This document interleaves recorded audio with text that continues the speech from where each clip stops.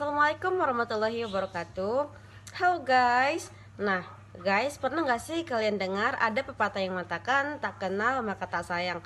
Terus ada juga loh yang kenal tapi tak sayang-sayang. Kenapa ya?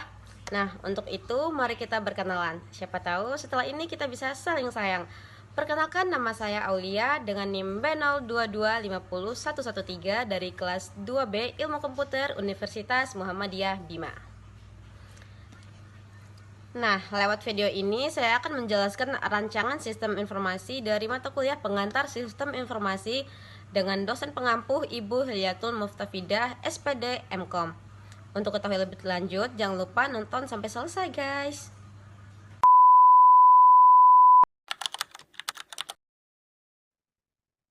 Nah, baik, di sini saya akan menjelaskan terkait dengan gambaran rancangan sistem informasi absensi online karyawan saya.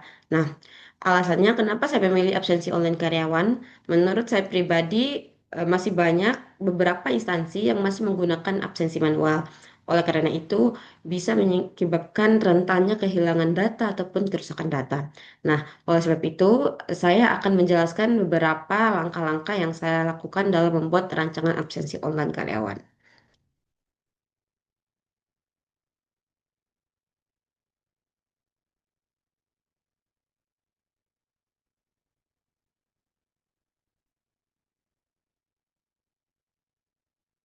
Nah, di sini ada pun identifikasi masalah. Yang pertama, kelemahan sistem manual, kemudian kebutuhan mobilitas, kemudian akurasi dan transparansi. Nah, kemudian ada pun yang namanya analisis kebutuhan sistem, di mana ada kebutuhan fungsional dan juga kebutuhan non-fungsional. Yang pertama, kebutuhan fungsional, di mana manajemen data pegawai, admin dapat mengubah, menambah, atau menghapus dan juga melihat data profil pegawai serta jabatannya. Nah, ada yang namanya manajemen jadwal dan juga lokasi kerja. Nah, sistem mendukung pengaturan shift kerja, hari libur, dan juga titik koordinat lokasi absensi, misalnya WFH atau juga WFO. Nah, kemudian ada pencatat absen, check-in ataupun check-out. Pegawai dapat melakukan presensi eh, selfie dengan validasi wajah yang mencatat lokasi secara real time. Kemudian ada pengajuan izin cuti dan juga pelapor atau rekapitulasi. Nah, ada pun kebutuhan non-fungsionalnya yaitu kinerja dan kecepatan, keamanan data, ketersediaan, ataupun kemudahan penggunaan atau kompatibilitas. Nah, ada pun rancangan alur sistemnya seperti ini.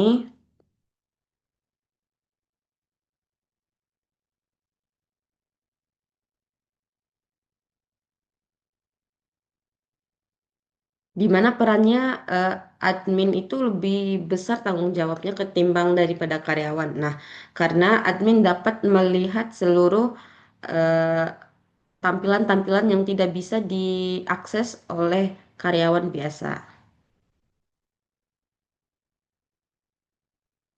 Ini ada pun perancangan database-nya, ada tipe data, ataupun,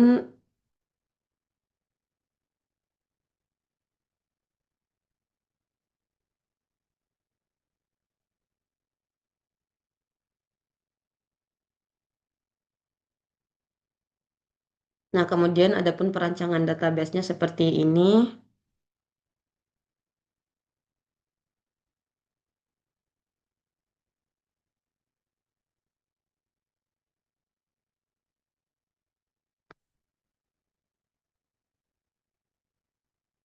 Use case diagramnya seperti ini.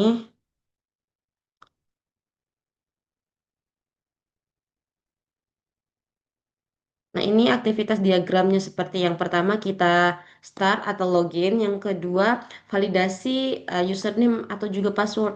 Nah, jika salah, maka ini akan kembali ke tampilan utama yaitu login ulang atau memasukkan password ulang. Nah, jika benar, karyawan langsung ditampilkan halaman atau beranda karyawan, kemudian absensi, ingin melakukan absensi, pengajuan cuti atau pengajuan izin, lalu logout. Nah, adapun perancangan antarmukanya yaitu seperti ini. Nah, tampilan awalnya tuh karyawan memasukkan NIP atau juga username, kemudian password. Nah, ini merupakan dashboard admin, di mana admin itu dapat mengecek eh, beberapa karyawan yang bermasalah, yang tidak masuk ataupun juga yang izin terlambat atau gimana. Nah, ini merupakan mobile karyawan atau tampilan aplikasinya di karyawan. Yang pertama, karyawan dapat login menggunakan NIP atau juga ataupun email kemudian password. Nah, ini merupakan tampilan yang kedua, yaitu karyawan dapat absen yaitu dengan cara memencet check-in. Kemudian ini adalah tampilan ketiga di mana karyawan tersebut bisa melihat ada beberapa hari yang dia tidak masuk ataupun yang dia terlambat, itu bisa dilihat oleh karyawan sendiri. Nah, kemudian ini pun keterangannya dan juga ini pun tampilan profilnya. Nah, kemudian ini ada rekap harian atau laporan harian ini yang dikelola oleh admin. Kemudian ini perancangan keamanan sistem. Yang pertama ada login authentication di mana sistem menggunakan NIP atau NIDN dan juga password untuk membatasi akses sesuai dengan peran pengguna. Nah, kemudian ada validasi lokasi. Nah, ini memastikan pegawai benar-benar berada di titik koordinat area yang diizinkan saat melakukan presentasi untuk mencegah kecurangan. Kemudian ada ekskripsi data. Ini melindungi data identitas pegawai dan juga log kehadiran dari penyedapan saat dikirim ke perangkat atau ke server. Kemudian ada pun namanya audit trail. Nah, ini mencatat setiap aktivitas pengguna secara otomatis termasuk tanggal, waktu, dan juga perangkat yang digunakan untuk memudahkan pelacakan jika terjadi manipulasi. Kemudian ada pembatasan perangkat. Nah, di mana ini mengunci agar hanya bisa digunakan pada satu perangkat yang terdaftar. Semisal karyawan menitipkan HP ke teman, itu tidak bisa login secara bersamaan gitu. Nah, kemudian ada pun pencadangan datanya. Nah, di mana ini dilakukan pembackupan data berkala ke cloud yang aman untuk mengantisipasi insiden kehilangan data akibat server down atau juga kerusakan perangkat. Nah, atau serangan dari cyber. Kemudian ada pun keamanan cloud dan juga server menyimpan data yang memenuhi standar keamanan.